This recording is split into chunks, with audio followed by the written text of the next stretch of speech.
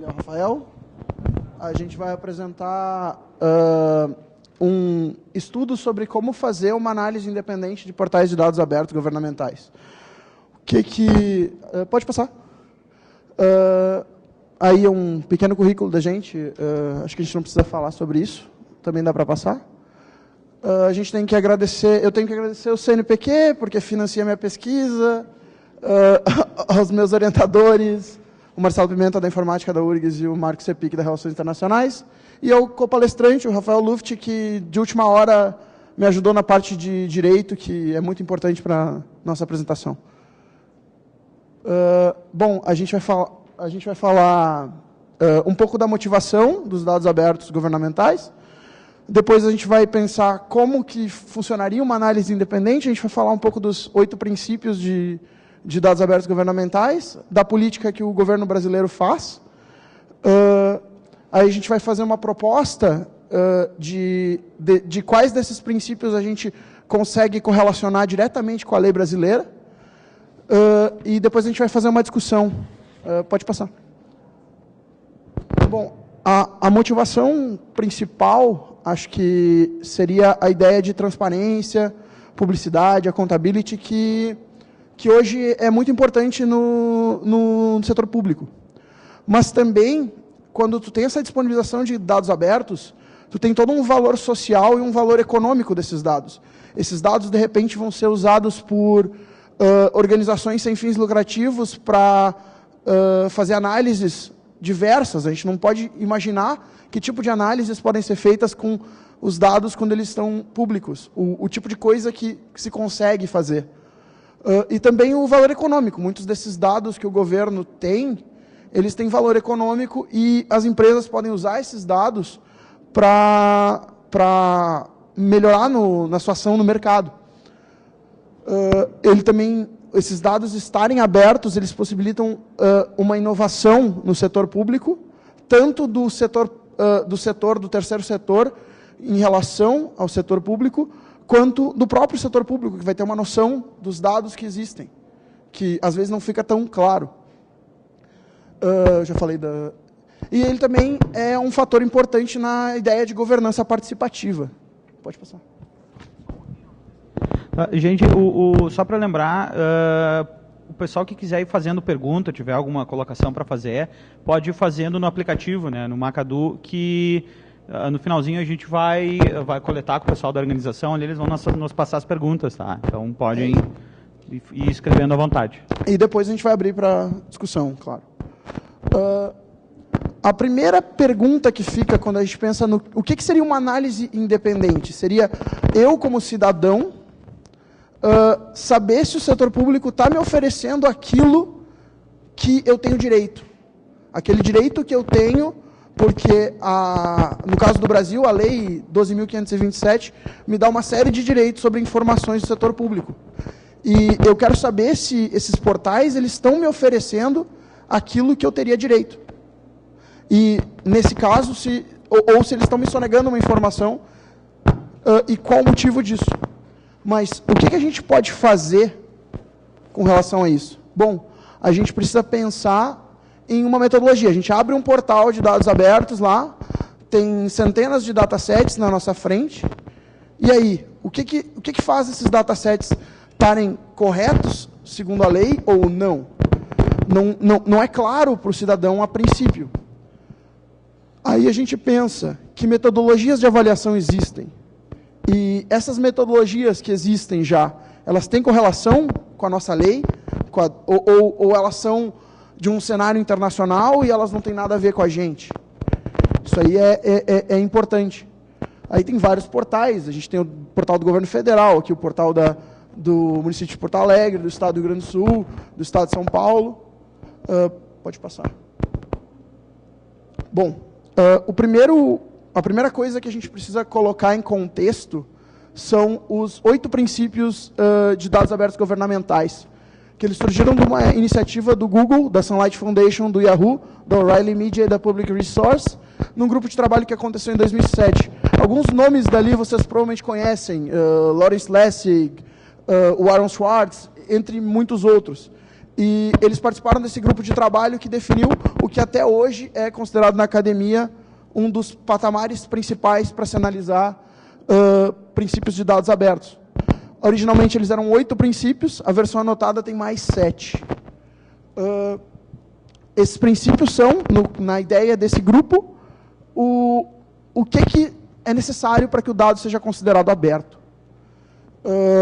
Os princípios que vão ser discutidos nessa palestra, eles são ou dos 8 princípios iniciais, ou dos princípios adicionais. E depois a gente vai mostrar isso em relação à lei. Pode passar. Outra contextualização que é importante é o que aconteceu nos últimos anos em relação à política de governo aberto no Brasil. Em 2011, o Brasil assinou a Open Government Partnership com mais 7 países. Também em 2011 foi quando surgiu a Lei 12.527, que é a Lei de Acesso à Informação. Talvez as pessoas já tenham ouvido falar, mas a Lei de Acesso à Informação, ela tem 2 ideias básicas, que é a de dados abertos, que os dados, que ela diz aquilo que o setor público tem a obrigação de expor, e também ela permite o pedido de dados. Se o dado não estiver disponível, eu posso fazer um pedido desse dado. Em 2012 é lançado o Decreto 7724 para a esfera federal e para a esfera federal executivo, que regulamenta a lei para esses órgãos. Tem uma série de outras normativas e etc. que regulamentam. Na verdade, a lei ela é o que obriga enfim, o Estado inteiro, né, todas as esferas do governo, tanto o Executivo, o Legislativo e o Judiciário, a fornecerem os dados da forma que ela define, os dados que ela define, mas deixa muita coisa em aberto. Inclusive, se tu vai comparar com os 8 princípios e as emendas, e os 7 adicionais, tem muita coisa que a lei ela não abrange, e que acabou sendo abrangido no decorrer do tempo com decretos de regulamentação dos próprios órgãos. O decreto, o 7724 e o 8777, por exemplo, são do Executivo Federal, que regulamentam um pouco do que vai ser disponibilizado, da maneira com que vai ser disponibilizada, da questão de prioridades. Isso tudo meio que ficou a cargo de cada poder ou em seu nível, né? Nível federal, estadual ou municipal. Bom, e para completar, agora no ano de 2016, em janeiro, foi lançado esse decreto 8777, que regulamenta a política de dados abertos, e ele tem uma grande novidade em relação a tudo que tinha vindo antes no governo brasileiro, que é a possibilidade de solicitar a liberação de um dataset inteiro. Ao invés de tu fazer um pedido de informação, isso só vale para a esfera federal e no âmbito do executivo, porque as outras esferas e os outros poderes ainda não tem nada nesse sentido. Ele permite que seja solicitada a liberação de datasets inteiros. Ou seja, eu não encontrei um dataset que eu sei que o setor público tem, que um determinado órgão tem. Eu faço o pedido desse dataset. A princípio, esse órgão ele tem que me responder e me dizer, olha, eu posso te dar esse dataset, começar a disponibilizar ele publicamente, ou existe uma inviabilidade técnica. Fazer a disponibilização desse dataset teria um custo que não está previsto em orçamento. Isso é possível. Quando isso acontece, o que sugere o decreto é que o órgão coloque para a política de dados abertos do ano seguinte, que esse dataset seja um dos prioritários, porque houve um pedido sobre ele. Ainda não há, porém, no site do Transparência, Fiscalização e Controle, que é a nova CGU, que mudou de nome agora, né? Nada sobre como se faz a solicitação. É uma coisa muito nova. Lá tem como fazer uma solicitação tradicional de pedido de informação, mas não tem ainda como que se faz esse pedido de dataset. Outra coisa, ou pelo menos a gente não encontrou, Outra coisa que esse decreto coloca é que a via recursal, caso haja a negação desse dataset desmotivada ou por qualquer outro motivo, ou por um motivo que considere-se que não caiba, há a via recursal da Controladoria Geral da União. Agora da Transparência, Fiscalização e Controle. Isso é um problema que se está tendo, né, desde que essa lei foi editada, que ela deixa toda essa parte recursal a cargo de cada órgão. Porque ou o órgão te disponibiliza na hora, te remete por e-mail, ou te diz onde tem à disposição, que o pedido pode ser feito de qualquer forma, né? Ou ele vai te pedir um prazo para te fornecer esses dados, que é de 20 dias, prorrogável por mais 10. Se esses dados não for possível de se disponibilizar por qualquer razão, especialmente uma razão técnica, ou mesmo de sigilo, se for o caso, isso tem que ser motivado. A resposta negativa tem que ser motivada e toda a justificativa tem que ser entregue no lugar dos dados. E, segundo a própria lei, no momento da entrega dessa negativa, tem que ter a indicação de para quem tu pode recorrer para pedir esses dados. Só que não se tem exatamente... diz que o órgão na verdade, o que acaba acontecendo, pela informação que eu tenho, se alguém souber alguma coisa que encontrar, me corrija, é que acaba sendo indo supervisor a supervisor até chegar no limite no ministério, no ministro de Estado referente àquele órgão. Então isso aí é um complicador no caso, né? Pode passar? A metodologia que a gente propõe é a seguinte: a gente vai usar os 8 princípios anotados, que são esses princípios que são considerados já bem aceitos pela academia no mundo todo, e a gente vai colocar isso no contexto da nossa lei de acesso à informação e do último decreto esse, embora ele só valha para algumas esferas, pelo menos enquanto não houver outro tipo de regulamentação em contrário. Bom, vamos começar com... não necessariamente é para ler tudo que está ali. O que a gente colocou ali é mais para ser de repente o material de consulta. Vocês têm os slides, eu acho, já pelo Macadu, ou depois da palestra, mas a ideia é a gente... vocês podem olhar e verem que na lei realmente diz o que a gente está dizendo, mas às vezes é muito longo e seria muito dispendioso a gente ficar falando. Mas o primeiro princípio é o princípio de que os dados, os datasets, a informação, ela tem que ser completa. Como assim completa? Todos os dados públicos são tornados disponíveis. Essa é a base. A não ser nas exceções, que seriam casos de sigilo, quando tem um bom motivo para que não haja essa disponibilização. Pode passar. O segundo princípio é que esses dados eles têm que ser primários. Como assim? Esses dados, eu não posso ter, por exemplo, um censo e eu te dar o resultado compilado. Eu teria que te dar o resultado tabulado, claro, omitindo qualquer tipo de informação pessoal ou de identificação, obviamente, mas esses dados, esses datasets, eles teriam que ser os dados primários, os dados obtidos na origem. Raw data, é o conceito de raw data. Esses dados, e isso é uma coisa que eu vou ser bem sincero, eu não vi em nenhum portal de dado aberto no Brasil que eu tenha estudado até agora. Eu estou há 1 ano e meio fazendo mestrado na área. E é o seguinte, a ideia de que os dados têm que ser oportunos, no inglês timely. Qual é a ideia? Esses dados eles têm que estar disponíveis no momento em que eles são gerados, ou o mais próximo disso.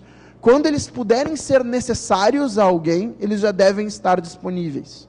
Ou seja, uma atualização constante. Isso é uma dificuldade técnica muito grande, a gente tem que entender também esse lado. Mas, às vezes, a gente vê nos portais de dados abertos, datasets com 1, 2, 3, 5 anos que não são atualizados. Então, isso aí é uma complicação bem grande para quem, como cidadão, vai lá buscar esse dado. Porque precisa, porque vai fazer desde um trabalho que necessita daquele dado, ou vai empreender e precisa daquele dado para fazer alguma coisa, enfim. Pode passar? Esse dado ele também tem que ser acessível. Ele tem que estar disponível para o maior grupo de usuários, para o maior grupo de propósitos. No caso ali na lei, se tu quiser...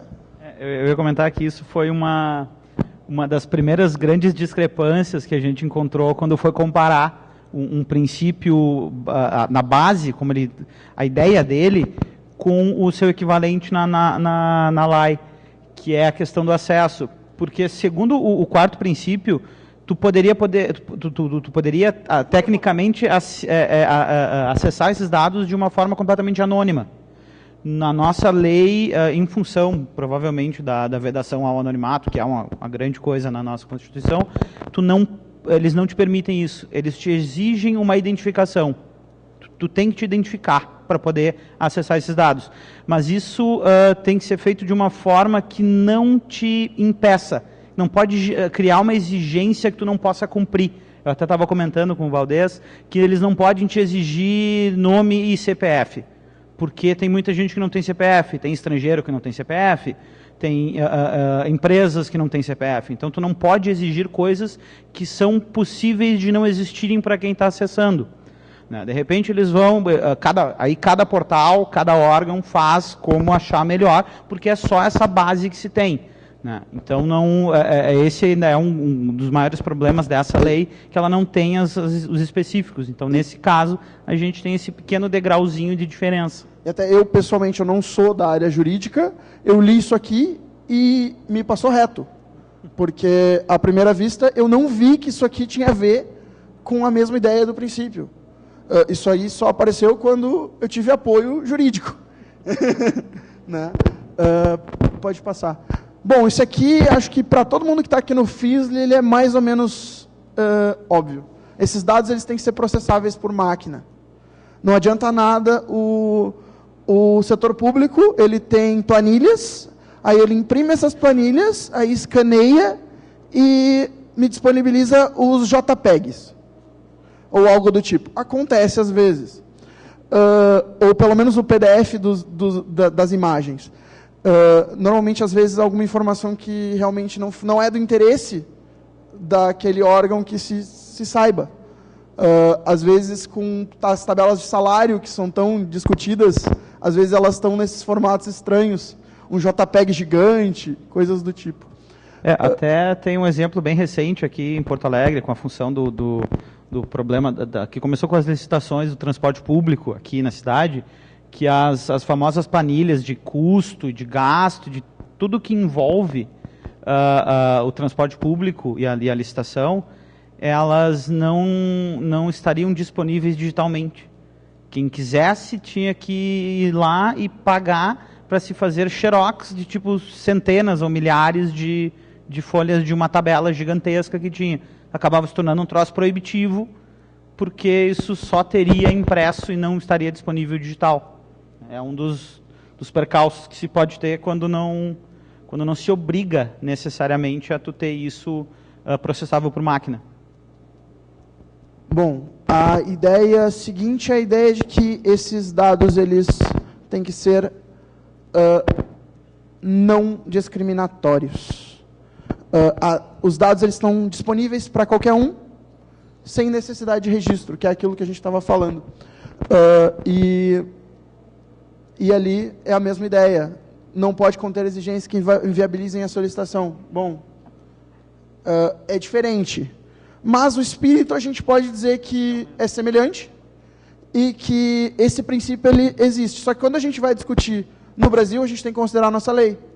Se a gente for considerar o princípio geral que todo mundo usa, de repente a gente vai estar fazendo uma solicitação que não tem amparo legal, que não tem um motivo, que a gente está fazendo um pedido que o órgão ele não tem a obrigação de responder. Isso a gente tem que tomar cuidado, porque senão a gente pode estar fazendo uma coisa que não vai dar resultado e talvez não como a lei é essa, a gente talvez tenha que usar a lei como benchmark, pelo menos por enquanto. Aí a ideia que aqui no Fórum Software Livre faz mais sentido ainda, esses dados eles têm que estar em formatos não proprietários. Eles não podem estar em formatos que apenas um grupo tenha controle, uma empresa monopolista, no caso, ou um grupo de empresas. Eu, como cidadão, tenho que ter acesso a isso. Por isso a ideia de que dados abertos, eles têm que estar disponíveis em formato não proprietário. Na nossa lei, não necessariamente só no formato não proprietário. Pode ter o proprietário e o não proprietário, mas não pode ter só o proprietário. Isso aí é muito importante. E volta, além de não ser lido por máquina, aqueles scans de planilhas em PDF já entram em duas aqui, né? Além disso, esses dados públicos, eles têm que ser públicos. Eles não podem ter uma licença, o governo não pode se considerar dono daqueles dados. Não pode ter um tipo de copyright ou de patente ou qualquer coisa do tipo sobre esses dados. Esses dados eles têm que ser livres de licença. Não, eles têm que ser de domínio público. Eles têm que ser públicos. E aqui tem por exemplo, um dos casos em que é um decreto, o 8777, agora do começo do ano, que regulamenta e traz essa determinação para os dados do governo federal. Só o Executivo Federal que tem que respeitar essa ideia de livre de licença, porque na LAI isso não está especificado. Ele trata dos formatos, ele trata da maneira como ele tem que ser disponibilizado, e sempre entre outros, num formato de fácil leitura, em tabelas, em coisas assim. Mas a questão dos dados serem livres só se traz, nesse caso, no decreto. Né? É um dos casos em que ficou super aberto, super amplo, e vai de cada órgão regulamentar isso depois. Claro, e vai daquela história do espírito da lei também, né? Que poderia ser uma discussão jurídica que a gente não vai ter aqui. Outra coisa que é meio que corolário das outras, mas é importante dizer, esses dados eles têm que estar disponíveis online, eles têm que estar disponíveis na rede mundial de computadores. Na nossa lei ela diz especificamente internet, é ali, internet, e eles têm que ser de acesso gratuito. A população não tem que pagar por um dado que já é dela, porque ele já é público. Então, bom, se ele for livre de licença, ele já vai ser gratuito, mas essa é a ideia, ele tem que estar disponível online. Outra coisa, aquela história de pedir para pagar o custo do Xerox, no online tu não pode exigir isso porque não faz sentido. Tu não pode cobrar pelo serviço de fornecimento de informação. Todos os órgãos, segundo a LAI, eles têm que ter um setor, um SAC, né, específico para tratar da guarda e da disponibilização de informações. Então, eles não podem te cobrar para... você tem que pagar a taxinha de... tu me manda o comprovante da taxinha e eu te mando por e-mail os dados. Ou esse tipo de coisa não pode fazer, isso está vedado na LAI. O que se pode é cobrar o custo, se houver, que é o caso do Xerox, por exemplo. Se cobra pela cópia que vai ser feita do material eventualmente impresso. Mas tu não pode cobrar pelo serviço da pessoa que vai lá no arquivo buscar aquilo para te entregar a caixa. Isso não pode. Por isso que a ideia é sempre que a informação seja disponível de forma digital para ter um custo zero. Bom, outro princípio que está lá na lei, esses dados eles têm que ser confiáveis. E aí entra uma parte que a lei ela não é tão clara, né? Porque o que é autenticidade? O que é um dado ser autêntico? Ele tem que ter uma assinatura digital? Ou estar no sítio do governo ele já é autêntico? E isso é uma coisa que nas regulamentações internacionais elas vão para a ideia de assinatura digital, para garantir que o Estado não vai te tirar aquele dado e depois dizer que não foi ele. Esse é o tipo de coisa que no judiciário já se usa há muito tempo, para se disponibilizar decisões e despachos, e mesmo termos de audiência, qualquer coisa que role num processo que acaba sendo disponibilizado imediatamente, ele vai tudo com assinatura digital e vai para o site do tribunal. Então lá já se pode baixar com número verificador e tudo mais. Só que nessas outras esferas, especialmente no executivo, isso ainda é uma coisa muito aquém do ideal. Mas hoje. tu precisa ser advogado, né, para acessar esses processos ou não? Não, tá a menos que seja segredo de justiça, que envolva menor de idade, ou alguma coisa, disputa de família, alguma coisa assim, entrando no site do tribunal, procurando por jurisprudência, por algum termo específico, tu encontra processos que foram julgados ontem, e tu tem lá tudo assinado, digital, tu pode conferir e confirmar a autenticidade. Bom, outro princípio que a gente vai falar é o de presunção de abertura. Ele também às vezes eles são um pouco... Eles ocupam o mesmo espaço de ideias, mas a ideia da presunção de abertura é o seguinte: os dados eles são públicos, a não ser que exista um bom motivo. E esse motivo tem que, como o motivo diz, ele tem que ser motivado. Você tem que motivar por que esses dados não devem ser públicos. Na mesma lei de acesso à informação, foi falado de dados sigilosos, toda a escala de segurança foi mudada. Esses dados hoje, eles podem ser reservados, tem sigilo por 5 anos, secretos, sigilo de 15 anos, ou ultra secretos, com sigilo por 25 anos. E não existe outra possibilidade. Existe uma exceção, que é dados que envolvam diretamente o presidente, o vice-presidente e suas famílias, que daí é pelo tempo do mandato. Quer dizer, a exceção é por menos tempo e não por mais tempo. Né? É só essas possibilidades que existem. E para isso tem regulamentações específicas de que tipo de dados vão ser, mas o dado tem que se enquadrar aí, e não é mais como era antigamente, que é o contrário, que a hora que tu precisa de alguma coisa, tu pede, e aí alguém vai analisar se aquilo pode ser divulgado ou não. A ideia agora, a menos que ativamente se imponha uma reserva ou um segredo em cima de algum tipo de dado, esse dado é aberto. Bom, por último, a gente não vai falar de todos, a gente vai falar dos mais importantes aqui, e dos que ficam mais claros na lei também. Porque alguns, a lei é meio... enfim. Bom, eles têm que ser documentados. Ou seja, não adianta me entregar os dados e não me dizer o que significa coluna A, coluna B, coluna C, e eu recebo os dados e eu estou perdido. Não, esses dados eles têm que ter uma documentação dos seus formatos e tem que me dizer, olha, isso aqui significa isso aqui significa isso. Ou seja, tem que ter metadados. Os dados eles também necessitam dos metadados. Senão eles são, de certa forma, sem sentido ou inúteis. Porque talvez tu entenda uma coisa e eles diziam outra. Bom, agora que a gente já falou um monte de coisa, é o seguinte, a ideia geral era a gente dar os conceitos que a gente precisa para ter uma discussão. E agora eu gostaria muito que todo mundo participasse. Tem algumas perguntas que a gente preparou previamente. Não sei se já tem alguma pergunta no Macadu?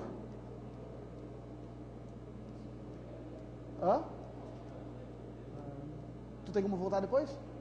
Tá.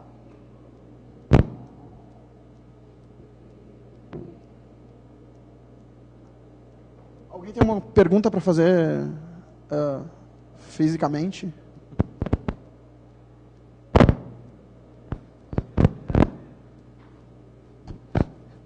Vocês já desenvolveram algum trabalho de mineração de dados em cima de alguma base de dados pública do governo brasileiro? Eu pessoalmente não. Outras pessoas no meu centro de estudos já fizeram. Em geral, muitos trabalhos param no meio porque os dados são de qualidade duvidosa ou porque faltam dados. E alguns, às vezes, têm sucesso. Né? Eu pulei um pouquinho a parte da introdução e do currículo. Eu trabalho, atualmente eu estou fazendo mestrado no Centro de Estudos do Governo, da URGS, que é um grupo de trabalho relacionado a estudos internacionais de governo, que tem realizado trabalhos bem interessantes, alguns até na área de segurança nacional, onde eles conseguem os dados, mas não necessariamente do jeito que seria o o público, né? Tem uma parceria e aí eles fazem um trabalho, mas esses dados vieram não pela via pública, eles vieram pela via de uma parceria com o Ministério, enfim. Existem publicações de resultados. Todos os trabalhos que são relacionados pelo nosso grupo de trabalho, eles são publicados em revistas peer review, né? A gente é um grupo de estudos da universidade. Sim, mas aí seria o melhor verificar direto no nosso site, que é o segov.urgs.br, e lá tem os trabalhos que a gente faz, todos os trabalhos que a gente faz, que, no caso, eu estou trabalhando, eu sou parte do Segov e parte do programa de pós-graduação em computação na URGS. Qual foi o pior site? Gente, assim, ó, eu não gostaria de falar isso sem fazer a análise metodológica, porque esse é o foco do meu trabalho, né? Toda essa parte é a motivação, porque no meu trabalho de mestrado a ideia vai ser usar isso para fazer uma metodologia para se fazer essas análises. Então fica meio complicado eu pular a conclusões agora. O que eu posso dizer é que eu fiz análises preliminares em vários, e o que eu posso dizer é que nenhum dos que eu olhei, eu não encontrei problemas graves. Agora, eu não vou citar um que é pior, eu até poderia, mas eu prefiro não citar, até porque eu não tenho dados metodológicos, eu acho que seria meio injusto com essa esfera, ou com esse estado, ou com esse município. Mas qualquer um que já tentou, por alguma razão ou por outra, mesmo que seja por mera curiosidade, procurar uma informação qualquer, nem que seja o número de funcionários que tem no Departamento Municipal de Tratamento de Água, tipo, sabe que é uma merda encontrar esse tipo de coisa.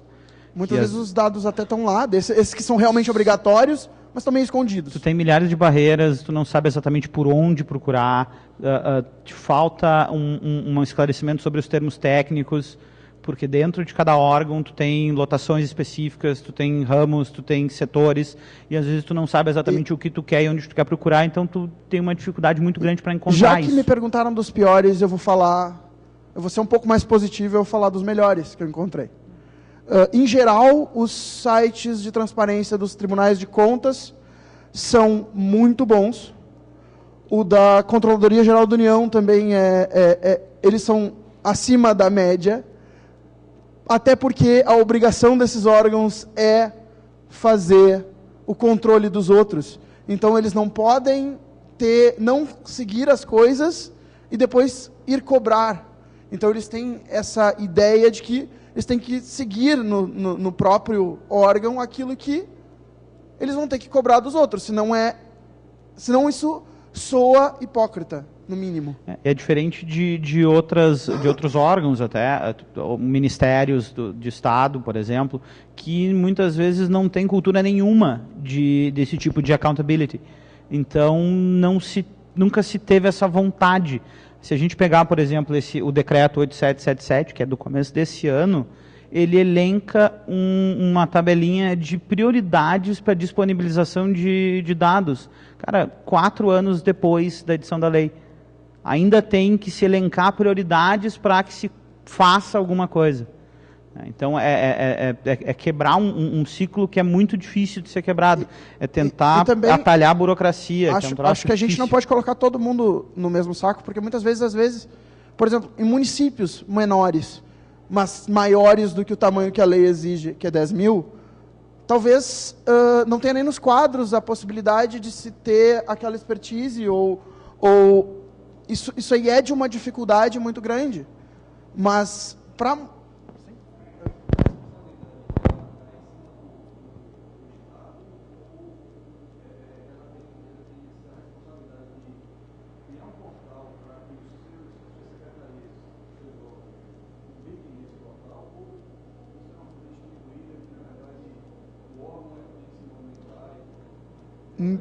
Então, a lei, a pergunta foi sobre se isso é centralizado ou descentralizado. Se existe uma obrigação de um Estado ou de um governo federal centralizar num portal só tudo, seria isso?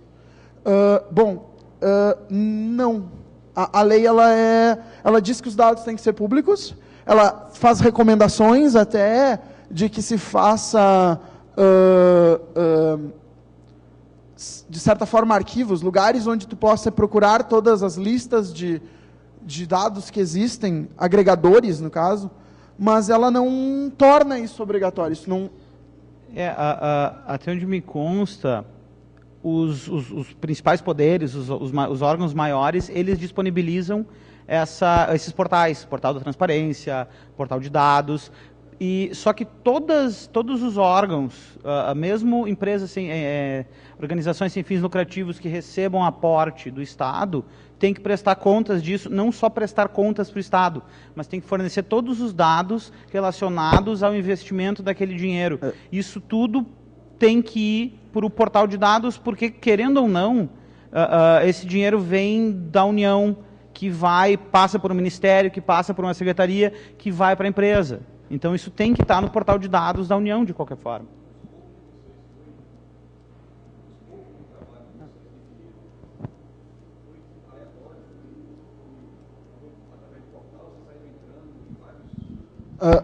O trabalho em si, ele perguntou do escopo do trabalho, para quem está vendo do streaming. O escopo do trabalho, ele vai ser a análise metodológica. Isso aqui é a base para isso, que é a busca de quais dessas metodologias fazem sentido no contexto brasileiro e quais não fazem. Porque eu simplesmente pegar uma metodologia que já existe, tirada do exterior e aplicar aqui, não necessariamente eu estou considerando o que a lei aqui considera. Então, o foco do meu trabalho, que ainda está por ser realizado, porque tem todo o trabalho de elaborar essa metodologia, tudo que eu trouxe aqui é uma versão simplificada, porque tem muito mais coisas que eu estou trabalhando que não necessariamente eu ia poder trazer nesse tempo. E então, a ideia é gerar uma metodologia bem definida, que mesmo no exterior não existe uma metodologia bem definida para fazer essas análises, técnica, em geral ela entra junto com metodologias de governo aberto em geral, não de dados abertos. Então, a ideia o foco do meu trabalho é gerar a metodologia e depois testar essa metodologia em conjuntos de dados ou em algum conjunto de dados. O que eu falei sobre conjuntos de dados foi anedótico, foi de abrir o site, procurar por casos contra-exemplos, né, porque é muito fácil. É muito difícil tu provar que o sistema está correto. Tu precisaria analisar todos os datasets. Isso é um trabalho hercúleo. Agora, tu achar um errado é fácil. E dizer, olha, não está cumprindo. Então, isso foi completamente anedótico. Não tem análise de quantos por cento cumprem, quantos por cento não cumprem cada princípio. Isso aí vai vir depois no trabalho. Né? Aqui eu estou apresentando a metodologia e, mais que isso, discutindo essas ideias que vêm desse trabalho. Só para fazer um adendo, eu curso economia, né? E, como, assim, utilizando um pouco da tua pergunta, os órgãos municipais e as esferas dos governos estaduais são obrigados a repassar as estruturas orçamentárias para o governo federal, e o governo federal repassa para o Tesouro Nacional, que estrutura dentro do site do Tesouro algumas tabelas. E já utilizando também a pergunta do rapaz que foi embora ali, cara, a dificuldade de se manipular esse tipo de dado é fantástica, porque você tem que ir em menu Dropbox, um menu, vai lá, receita, orçamentária, aí de tal município, do ano que você quer. Aí, abaixo de 2011, se eu não estou enganado, acho que é 2011 ou 2012, os caras disponibilizam o formato em MDB. O cara já abriu MDB no LibreOffice, você não abre aquela merda. Não abre de jeito nenhum. Aí, acima daquilo, já é outro esquema. Quer dizer, acima de 2012, eu tenho que baixar em XLS. Aí, para analisar XLS, eu tenho que converter em CSV, para depois fazer o que eu quero fazer com o negócio. Para você integrar tudo isso aí dentro de uma suite de análise de Big Data, é um trabalho absurdo. Fora isso, se você tem que ter uma discrepância estatística razoável, Você vai ter que trabalhar com MDB de 2012 para trás, e aí, meu cara, começou o teu problema. Então, assim, só para te dar um panorama da dificuldade que é você pegar e tratar da receita orçamentária, despesa orçamentária do município, se ele teve gasto com saneamento, se ele não teve gasto com saneamento, pô, é uma dificuldade fantástica. Agora tu imagina se fosse MDB até hoje. Pois é. Isso é um dos poucos que a lei traz, que tu tem que ter pelo menos em formato aberto também, em formato de fácil leitura. Que o XLS não é aberto, mas ele é menos horrível do que o anterior. Mas sim, isso é um problema sério. Esses dados eles deveriam estar disponíveis para um acesso por máquina. Tu deveria escrever um programa, acessar isso, obter os teus dados para o teu sistema e tratar do teu problema e não do problema de ler os dados que o serviço público deveria te dar com facilidade. Mas sim, isso é um problema.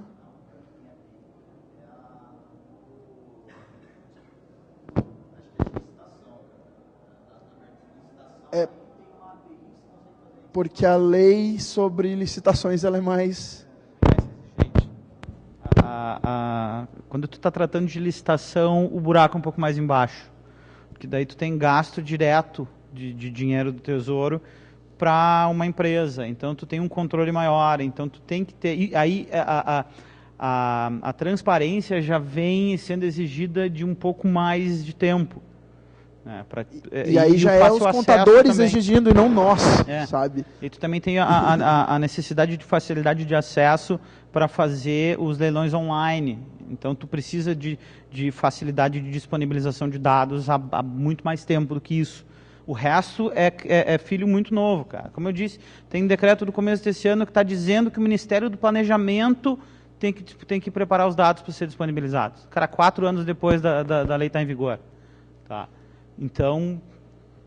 Bom, tem uma dessas perguntas que eu coloquei previamente para a discussão, eu acho que é importante levantar, que é uma coisa para deixar aberta. Mesmo se eu quiser fazer essa minha análise de todos os dados, para verificar o quão correto está um site que tem milhões não, mas 1.800, acho que 2.000 e tantos, no caso do estado de São Paulo, datasets, como que eu faço isso? Eu vou ficar olhando um por um e fazendo essa análise? Como um pesquisador isso é difícil. E daí a pergunta que eu levanto é, será que crowdsourcing seria uma forma de fazer isso? Será que buscar apoio de pessoas que também querem fiscalizar essa política e que querem reclamar que os seus dados econômicos estão naquele formato horrível, não pudessem trabalhar numa plataforma que possibilitasse a população fazer essa auditoria, de certa forma, desses dados. Tem mais uma pergunta? Vocês acham que a Lei de Direitos Autorais admite licenciamento de dados, principalmente esses soltos pelo governo? A Lei de Direitos Autorais admite que esses dados que são liberados pelo governo sejam licenciados? Basicamente, Não. Tá. É que pode ter outras coisas. Pode ter um tipo de patente sobre o formato da informação. Entendeu? Tem outras formas de tu pegar, de tu bloquear uma informação, além do copyright em si. Mas sobre copyright eu vou deixar para o direito digital. Nem tanto a questão do copyright. Tu pega pesquisa, por exemplo. Pesquisas que são feitas vinculadas a órgãos públicos. Tanto universidade, quanto, de repente, alguma coisa ligada diretamente a um ministério. Isso é protegido, isso não é obrigado a ser disponibilizado de forma aberta por razões óbvias. Ele tem uma ressalva bem por cima na lei, que quando ele fala de informações sensíveis que possam trazer perigo à segurança nacional, e ele fala de pesquisa e de inteligência aí no meio.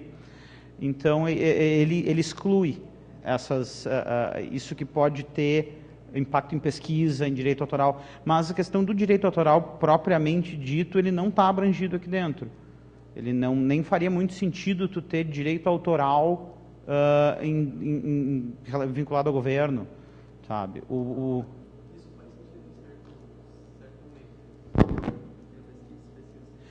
Pois é, mas no caso de pesquisa ele tá excluído. Aqui na lei tem cara, assim, é meio inciso que menciona isso, que já serve de âncora para não se divulgar esse tipo de dado, tá? E que isso eventualmente vai ter que ser regulamentado, se for o caso, no futuro com algum decreto específico, mas ele já deixa essa porta aberta na lei para poder evitar esse tipo de coisa.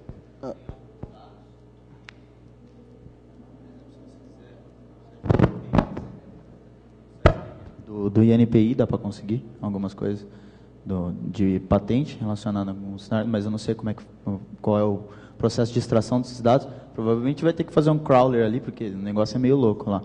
E o site da Pintec, a Pintec disponibiliza algumas análises estatísticas de acordo com as patentes que vão sendo publicadas e progresso em P&D, nível de P&D de algumas empresas, a gente ainda consegue ter alguns acessos, pelo menos uns estudos que a gente faz lá no grupo de estudos de economia industrial na Unesp, é mais ou menos baseado nesse princípio de você extrair alguns dados públicos de financiamento. Você tem todo o nível de financiamento, que foi feito pelo CNPq, acho que o do BNDES talvez alguns dados não, mas do Ministério de Ciência e Tecnologia também dá para tirar alguma coisa, aí você vai começando a analisar, pega as empresas, pega quantos doutores tem, trabalha com o nível da Pintec, que é um órgão governamental que faz todas as análises. Então, se tem alguma coisa ali, você não vai ter a patente aberta, e nem talvez o quanto que gastou, mas dá para conseguir alguns dados ali disso aí. E não infere direito autoral, porque é um órgão público e a patente ela fica registrada ali. A partir do ponto que você registra a patente está aberta ali. Se alguém copiar ela, aí você está sujeito a algumas penalidades, né? Então, alguém mais tem... Encerramos nosso tempo. Acabou o tempo? Então tá.